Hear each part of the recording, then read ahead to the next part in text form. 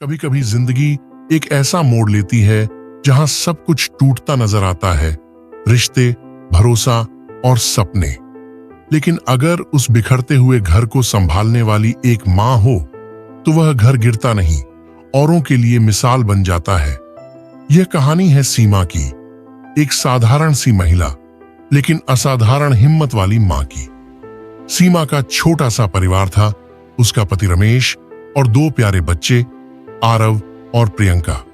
रमेश एक फैक्ट्री में काम करता था, सीमित आय, सीमित सपने, लेकिन दिल से भरा हुआ एक प्यारा सा घर।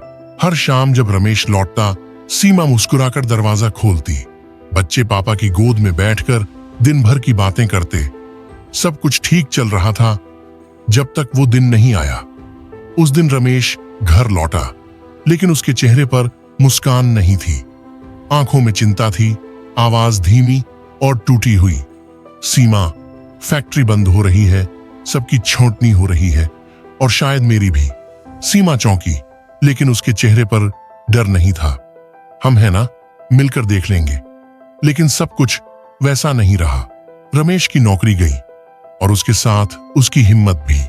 वो दिन रात चुपचाप बैठा रहता। घर में एक अजीब सी खामोशी छा गई।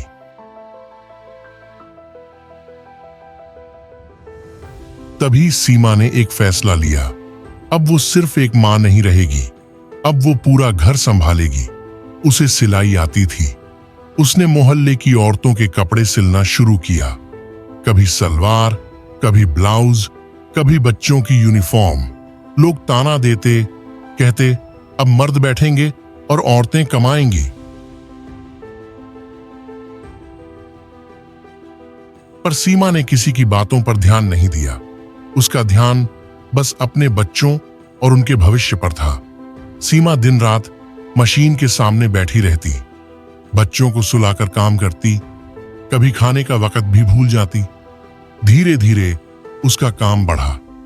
उसने घर के एक कमरे को सिलाई सेंटर बना दिया। अब मोहल्ले की लड़कियां वहां सीखने आने लगीं।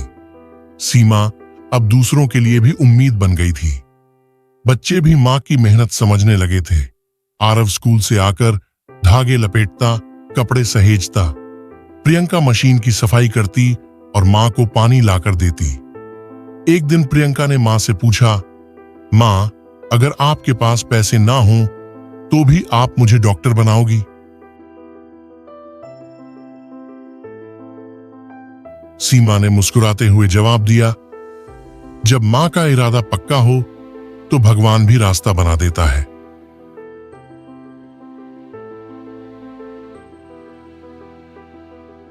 रमेश अब भी चुपचाप रहता था। उसे खुद से नजरें मिलाना मुश्किल लगता था। वो खुद को बेकार समझने लगा था। लेकिन एक दिन उसने सीमा के पास आकर हाथ थामा। आवाज में अफसोस और आत्मग्लानि थी। तुमने जो कर दिखाया वो मैं कभी नहीं कर पाता। अब मैं भी कुछ करूंगा, तुम्हारा साथ दूंगा। सीमा की आंखों में नमी आ गई। ये नमी हार की नहीं, एक गहरी जीत की थी। समय बीता। सीमा अब एक सफल उद्यमी बन चुकी थी। उसके पास 4 सिलाई मशीनें थीं और 6 औरतें वहां काम करती थीं। आरव ने इंजीनियरिंग में दाखिला लिया। प्रियंका मेडिकल कॉलेज में टॉप की छात्रा बन गई। एक दिन प्रियंका डॉक्टर का कोट पहनकर घर लौटी और मां के पैरों में झुक गई। आपने जो सपना देखा था, मैंने उसे पूरा किया मां। सीमा ने अपनी पुरानी सिलाई मशीन की ओर देखा और धीमे से कहा,